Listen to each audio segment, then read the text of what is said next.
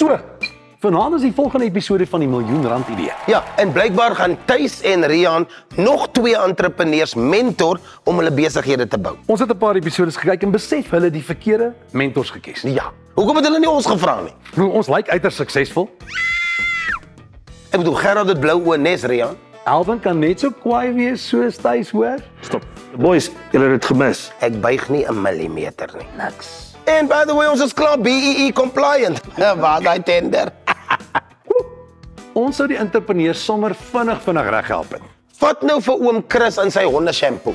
Kry 'n klomp girls in bikinis om die honde te was. Vat nou vir Nikki en haar wasgoed. Kry 'n klomp girls in bikinis om die wasgoed te was. Vat vir Bertus en sy hoendereiers.